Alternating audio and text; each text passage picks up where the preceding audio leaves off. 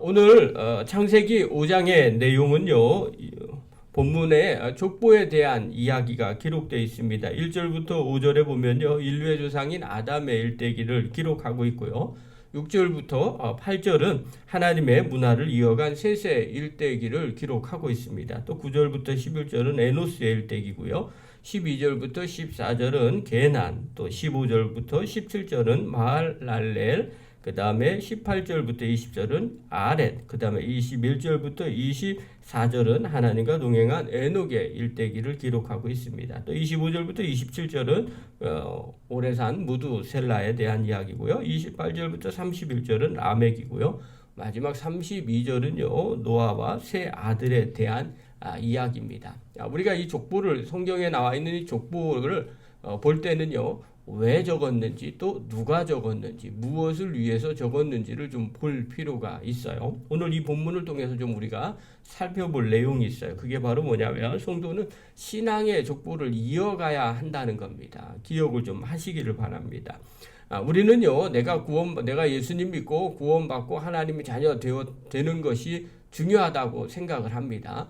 맞는 이야기입니다. 내가 구원받는 것이 중요하죠. 다른 사람들 구원받는 것보다는 사실은 제일 먼저 내가 구원받는 게 더 중요합니다. 그러나 이 구원의 놀라운 사역은요, 나만 구원받고 천국 간다, 지옥 간다, 이 정도로 생각하는 게 아니라 좀 더 넓게 보면요, 하나님의 구속사의 계획 가운데 있습니다. 하나님이 천지를 창조하시고 마지막 멸망까지 또 많은 인류들 중에 하나님의 믿음의 사람들을 선택해서 하나님의 구원 사역을 이루어 가고 계십니다.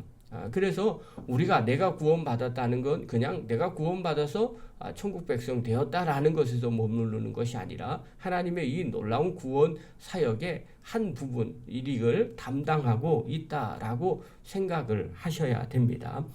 그래서 하나님은요, 믿음의 사람들을 통해서 계속해서 하나님의 일을 이어가기를 원하십니다. 그리고 마지막에 더 많은 하나님의 백성들이 더 많은 사람들이 구원받아서 하나님의 자녀가 되기를 원하시죠. 또 천국 백성이 되기를 하나님이 원하십니다. 그 일을 위해서 오늘 우리를 부르셨고요. 또 우리를 통해서 또 다른 사람들에게 그 구원의 역사를 전승하고 이어가게 하십니다. 이런 관점에서 이 족보를 볼 필요가 있어요. 오늘 5장은 아담의 족보라고 이야기를 합니다. 그러나 이 족보를 통해서 하나님이 어떻게 한 사람 한 사람들을 부르시고 또 그 사람들을 통해서 이어가고 계신지를 우리가 보았으면 좋겠습니다. 자, 오늘 족보를 이렇게 시작을 하고 있어요. 1절 한번 봅시다. 1절 읽겠습니다. 시작.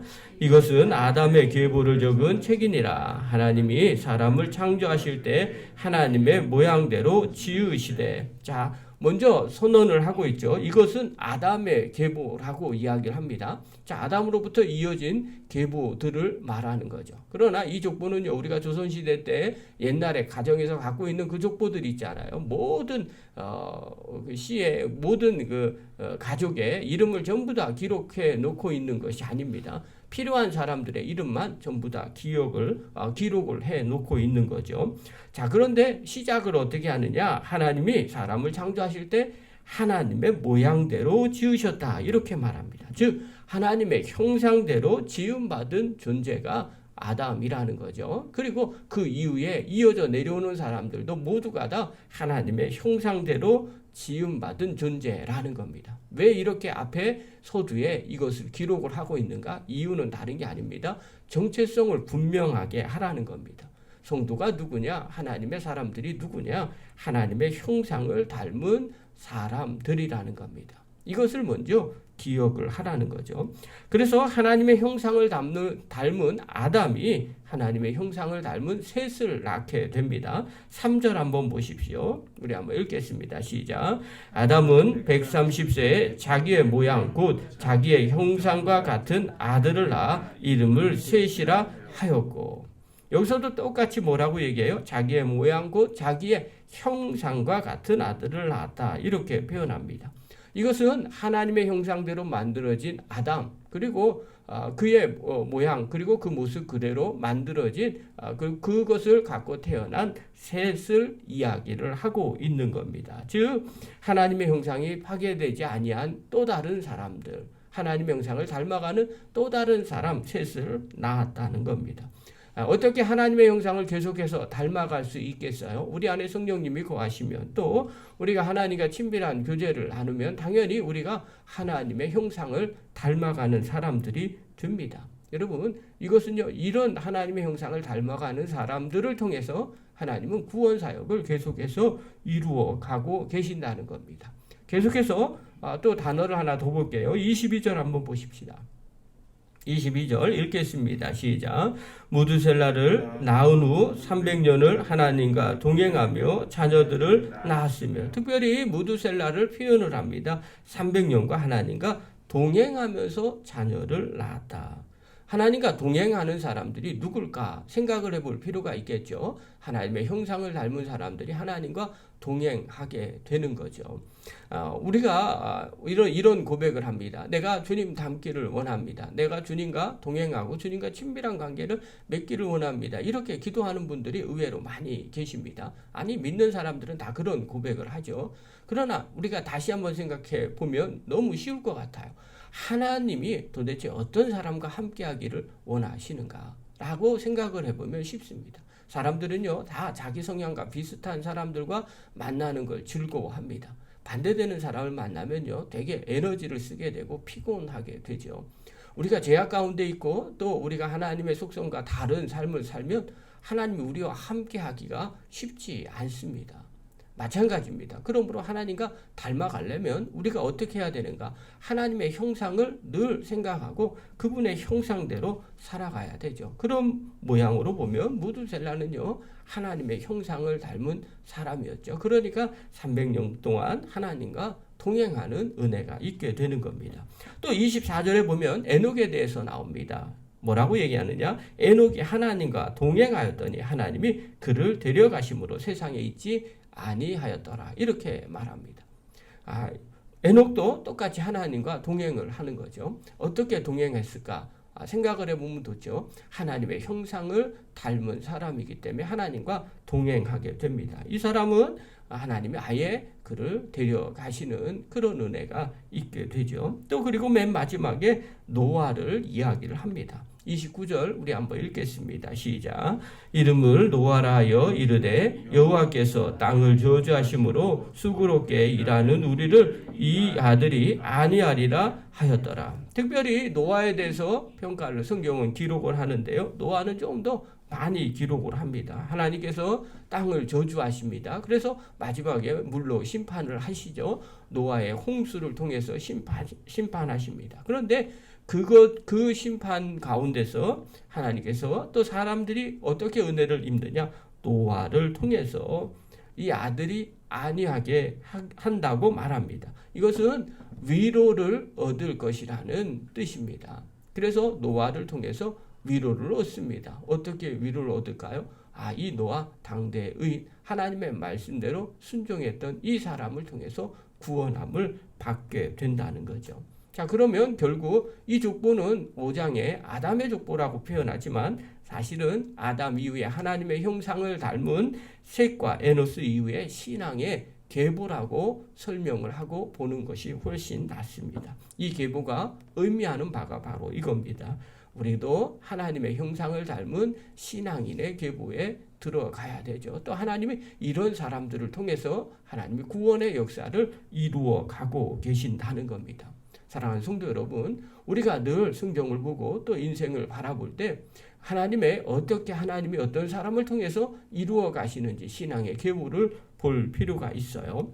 성경에 보면요, 하나님께서 엘리 제사장에게 너의 가문이 멸망당할 것이다. 그래서 실제로 엘리 가문에 전부 멸망을 당하게 됩니다. 그런데 하나님이 그 엘리 가문이 그때 당시에 가장 큰 대제사장이고 사사의 역할을 감당했던 그런 제사장, 그 가문입니다. 그런데 그 가문을 다 없애버리고 또 다른 사람을 세우시겠다고 말합니다. 언뜻 보기에는 이해가 안 되죠. 왜냐하면 믿음의 가문이잖아요. 어찌됐든 간에. 그런데 그것을 하나님은요, 멸하시고 신앙의 가문으로 바꾼다고 말합니다. 사무엘상 2장 35절에 이렇게 말해요. 내가 나를 위하여 충실한 제사장을 일으키리니 그 사람은 내 마음 내 뜻대로 행할 것이라. 내가 그를 위하여 견고하는 집을 세우리니 그가 나의 기름 부음을 받은 자 앞에서 영구히 행하리라. 이렇게 고백을 하죠. 하나님께서 엘리 제사장 가문을 멸하시고 사무엘을 세우실 때 하셨던 말씀입니다.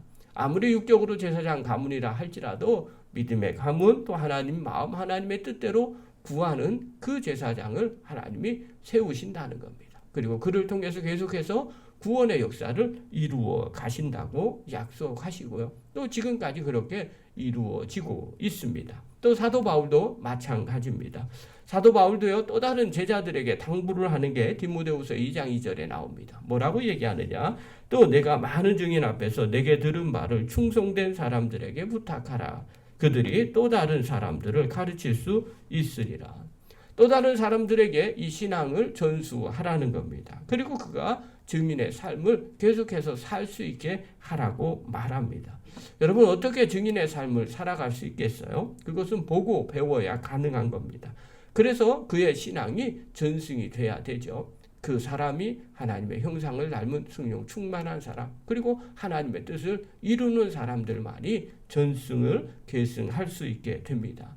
여러분, 이런 관점에서 오늘 우리를 보셔야 됩니다. 교회 안에서도요, 믿음의 사람, 나만 구원받는 것이 끝이 아닙니다. 나를 통해서 또 다른 사람들이 예수님을 믿고 구원받고 구속사의 주인공이 되어야 합니다. 이것은요, 나뿐만 아니라 또 우리 가정도 마찬가지죠. 우리 가족들이 이 구원의 구속사의 주인공들이 되셔야 됩니다. 그래서 계속해서 믿음의 세대를 일으키고 또 구원의 역사를 이루어 가야 됩니다.